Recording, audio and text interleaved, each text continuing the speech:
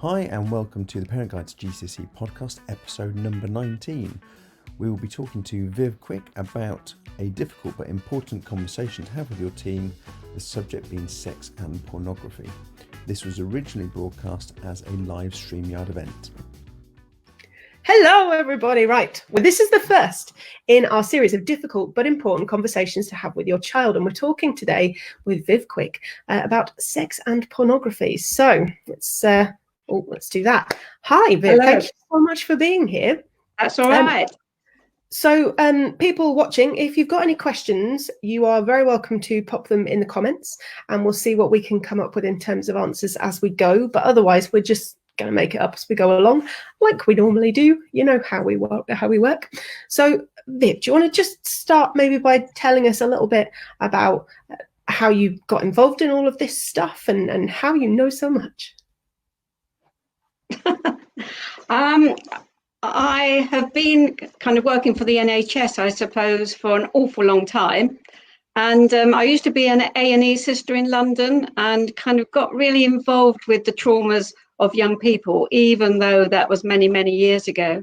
I then lived for a while in a therapeutic community, again, and that was when my own children were growing up. And again, I've always been working with young people. I've been a youth worker, a youth leader, a school nurse. And I think that sex and relationships has always been an important factor. And I think that I come from, a Christian background, and in lots of ways I got lots of kind of bad press because of, I was so keen to make sure that young people were well educated. I'm still, I still have a strong faith, but I still believe in living in the real world, and that understanding the traumas that some parents go through, kind of living with their teenagers, as well as some of the traumas that young people face. It's such a huge subject. So even though I'm getting on a bit now, I still feel as though I've got an affinity with the young people that I still see. Fabulous. Well, the reason that I wanted to talk about this topic is because it's so emotive. It's so awkward.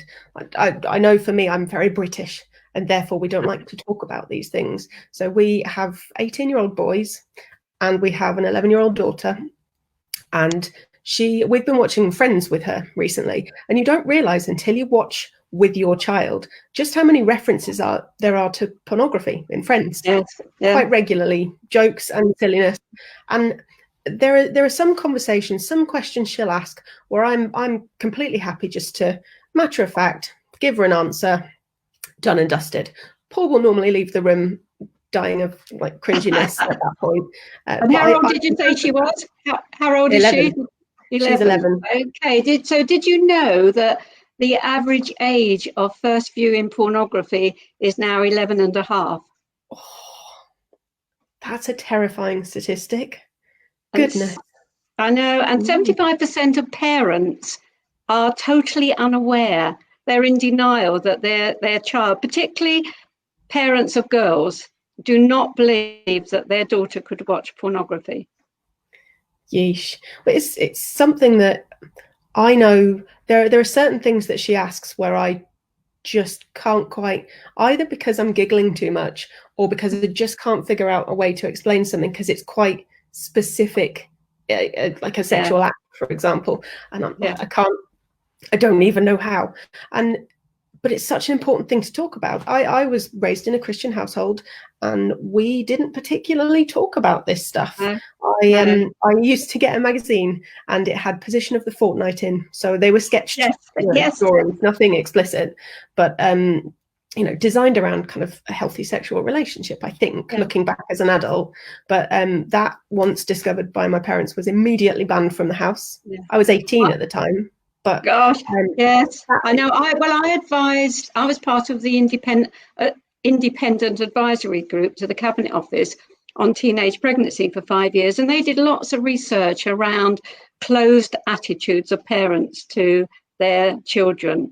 And it was that closed attitude that almost encouraged young people to experiment with sex, have their kind of first sexual experience 6 months maybe before their peers, that where they had parents that they could talk about it.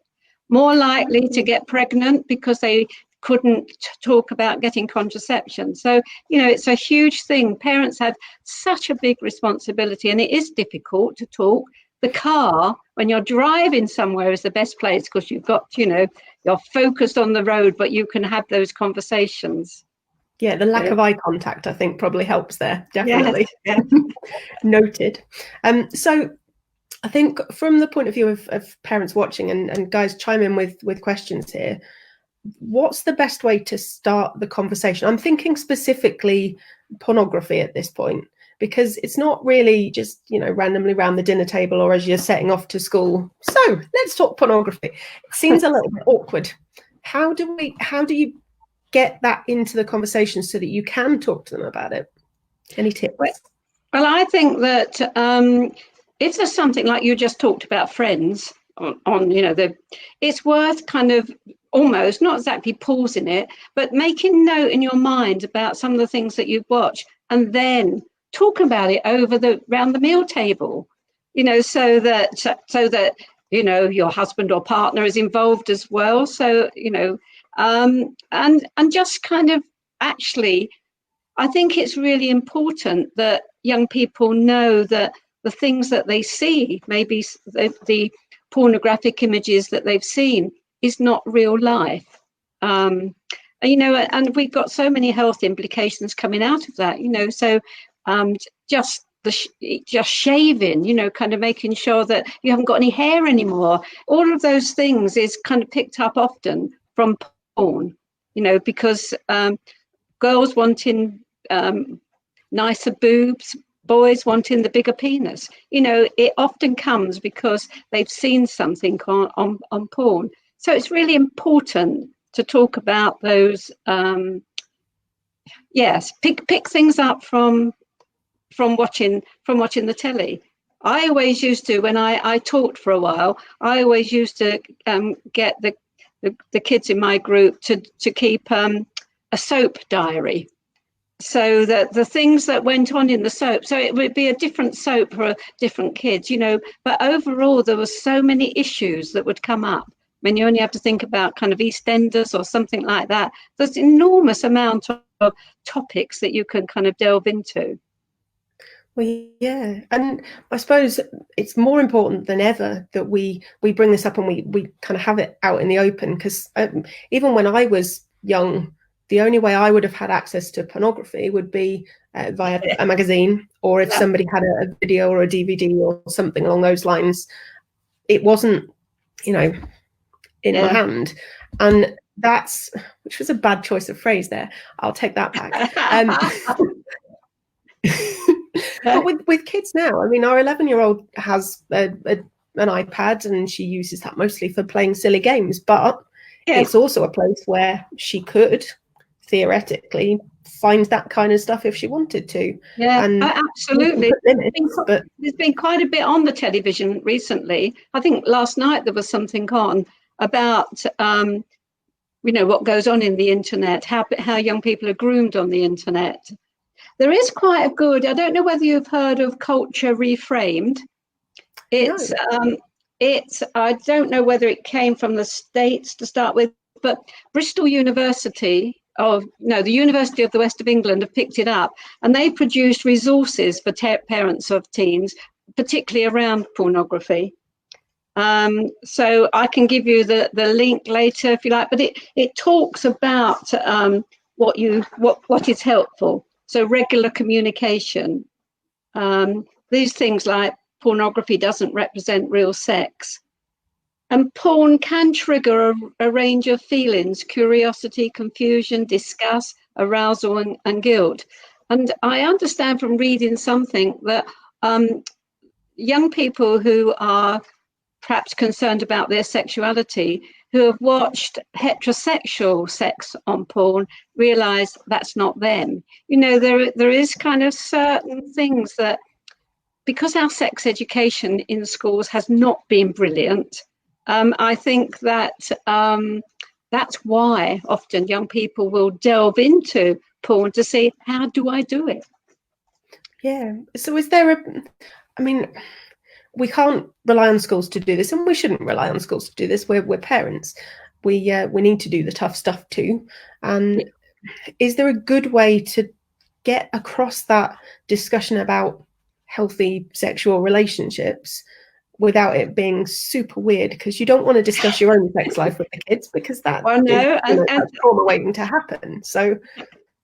And actually, young people do not want to know either about teachers' sex lives, and more importantly, their parents. So, they've only done it once or twice, when the child comes along. So it is important, and all families are different. So some families will walk around naked, some families will, bathe with their children till, kind of quite a long time. And those conversations, I think, are really important right from the word go, so, kind of using like, have you got a willy, right from the word go, where I know kind of those conversations most certainly didn't happen to me when I was growing up. And it was I always presumed that my parents were embarrassed. So therefore, because I thought they were embarrassed, I wouldn't talk about it. So I think it is important that we get over that embarrassment and talk about kind of, what's normal. Trouble is, what is normal? Because normal is different for everybody, isn't it? So, but I think the most important thing is to have that openness, so that, if there's something that's going on where they don't understand, that they can ask. I mean, this is a slightly funny kind of story, but a friend of mine picked up her daughter, who was 8, from school, and she was a very good reader, and she'd been put up with the year 6s for a reading session. And so she said to her mum on the way home, "Am I a virgin?" So her mum flippantly said, "Oh, hope so." So then the little girl said, "Oh, I must be frigid then." And it was the conversation that had gone on around the table with the year 6 boys that she was sitting with. But my friend said actually gave her quite a good opportunity. Again, they were in the car, gave her quite a good opportunity to talk about sex, a little bit about, and kind of the negative things, that, sex is something that is really important, and it's something that, you should enjoy. Because that's the other thing, is all to do with pleasure.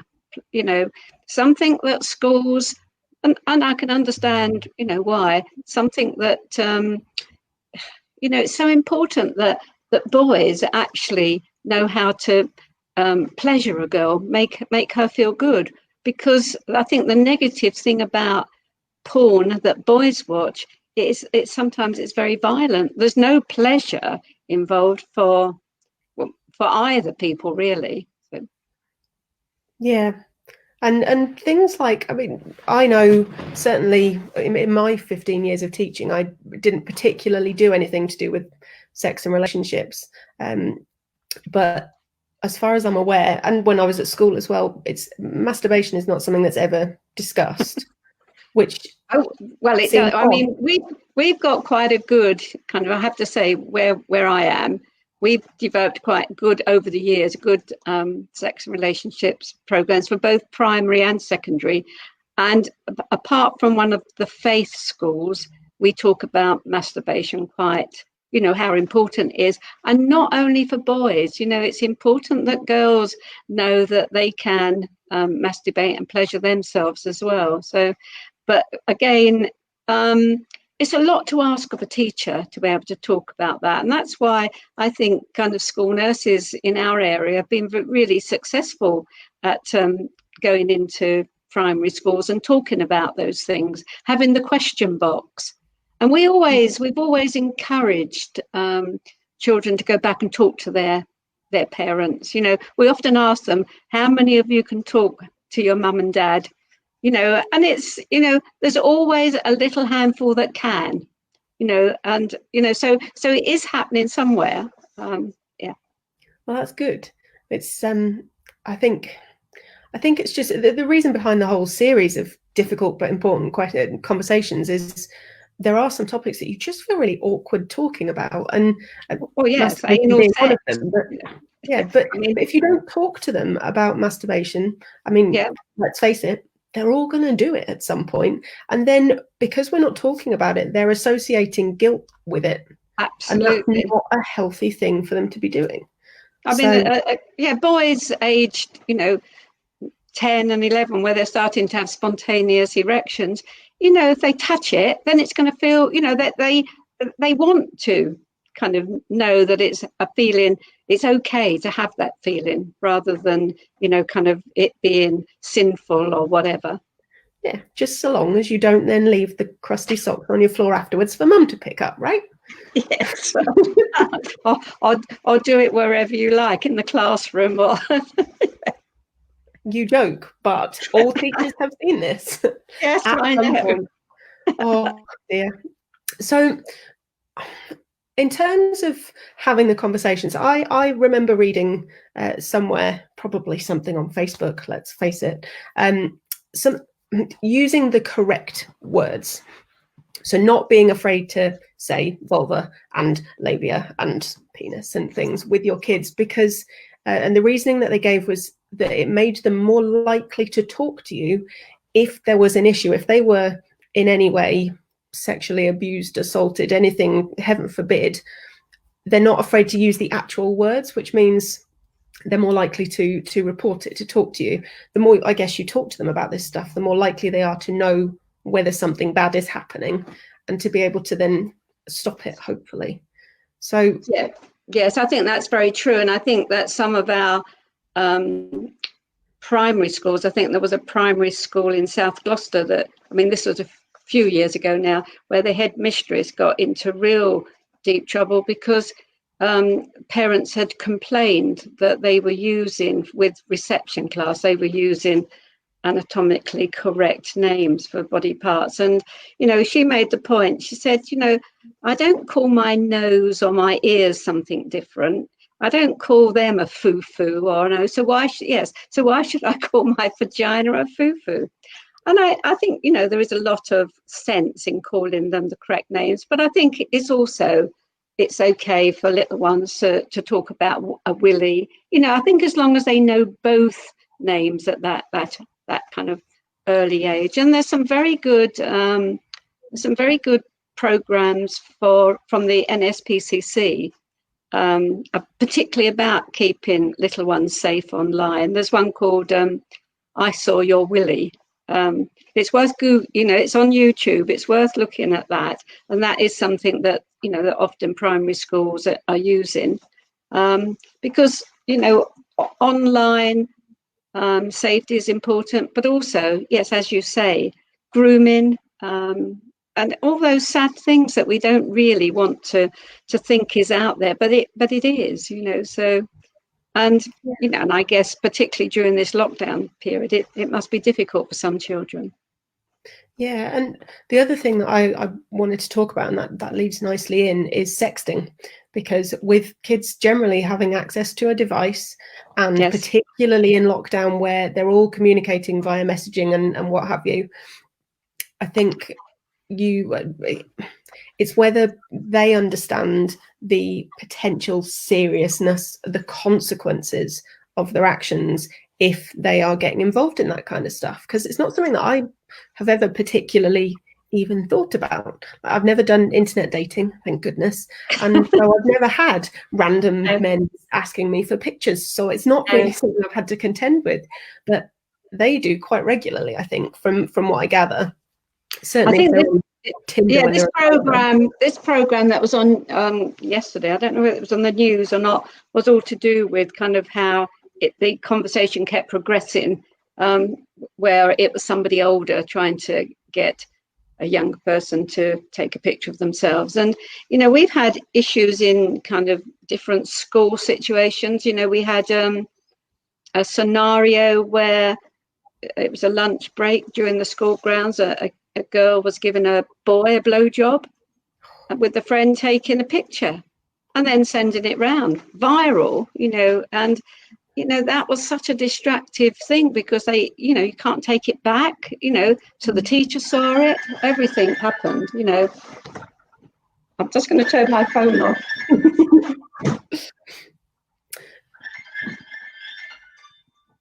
Sorry about that. That's okay. I'm still going. It's normally my cat walking through when I'm on a live stream. Yes. So, Yes. And the poor girl in the end was totally traumatized. But I think it was a good teaching point, and I've used that scenario in kind of sex education lessons. Getting different groups in the class to say what impact it would have had on the girl, the boy, the parents, the teacher. And that's quite a good, learning tool as well. But horrendous. The girl never came back to school. She became school phobic.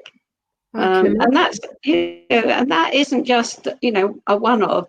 And of course there is, the revenge porn, where they've shown pictures of themselves, they break up, and then one partner decides to, send this picture around, So sexting is a big thing. And I think the worrying thing is that young people don't see it as a problem until it goes wrong.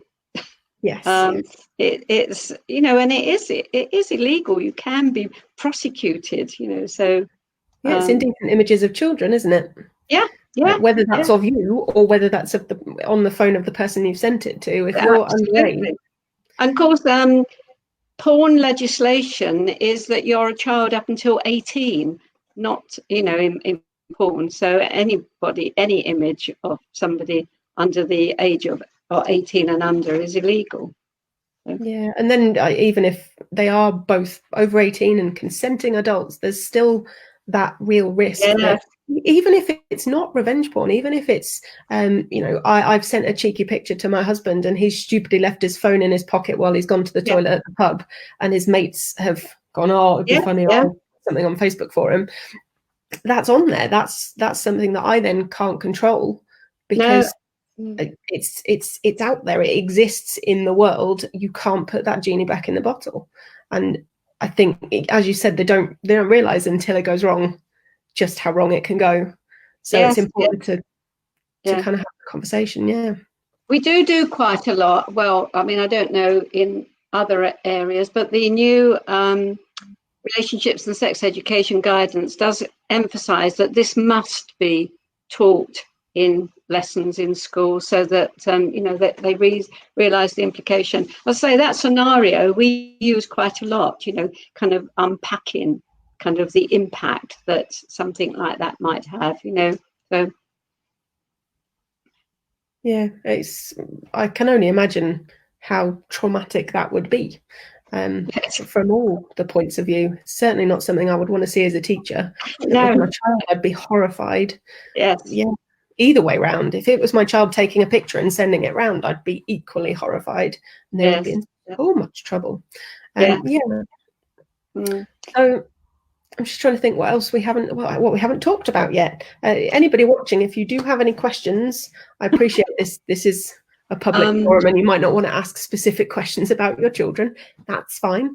But if there's anything that we haven't covered that you want us to, do give us a shout. What have I missed, Viv? What have we not talked about yet? Sexuality, LGBT. Yeah. Kind of that can be difficult for a parent coming to terms with, or being able to talk about it. Kind of, it's a difficult issue. I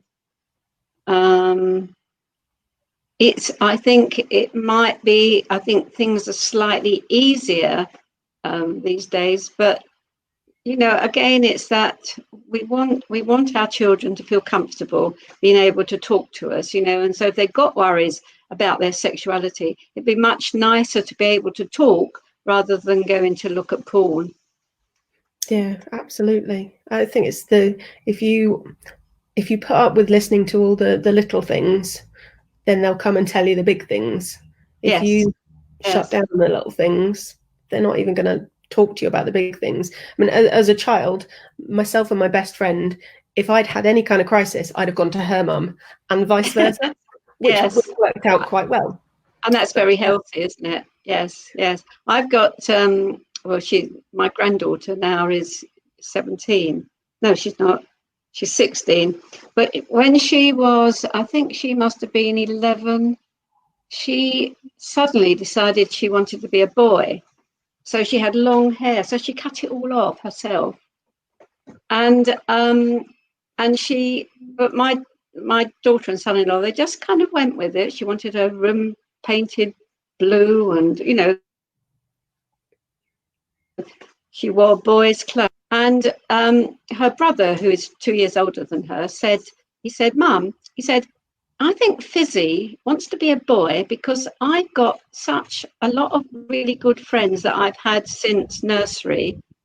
Fizzy hasn't got so many good girlfriends. I think she wants to be in my gang, And that was the key. That was the answer. They just went with it, and now she's decided that wasn't for her. She wasn't. She's quite happy how she is, but it was a worrying time. Where do you go with those questions as well? How do you? I know my daughter kept saying, how do I talk to her?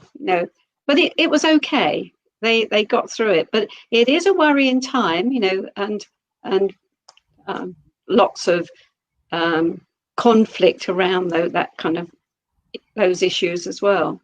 Yeah, well, lots of controversy. Yes, well, I think it's probably a topic for a whole different episode, because it's such an emotive subject, and it's such a controversial subject, because there's so many different points of view, and religious beliefs and the culture that you brought it up in can have such an impact on how you deal with that kind of situation when it occurs. I think it's one of the things that is definitely on the list, to see if we can get someone to come and talk about it, and perhaps even give us a perspective from someone who's been through it, either as a parent or as a child, just so we can get a bit more of a different kind of viewpoint on it. It's a minefield, having children. A minefield. They don't warn you about this.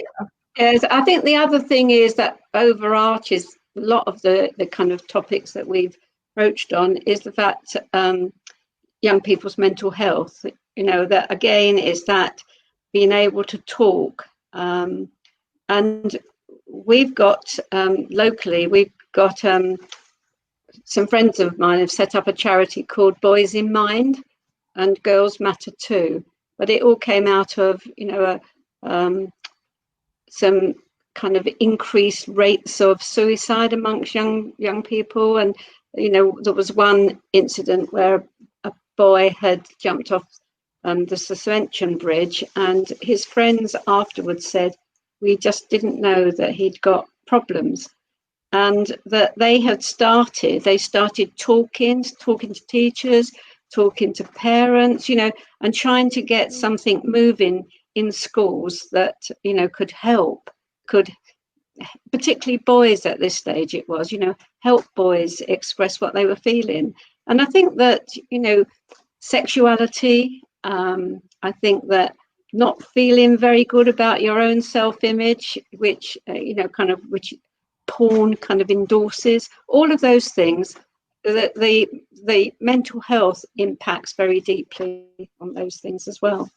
It's never been easier to compare yourself with everybody else when everybody's on Instagram with their perfect pictures and all sorts.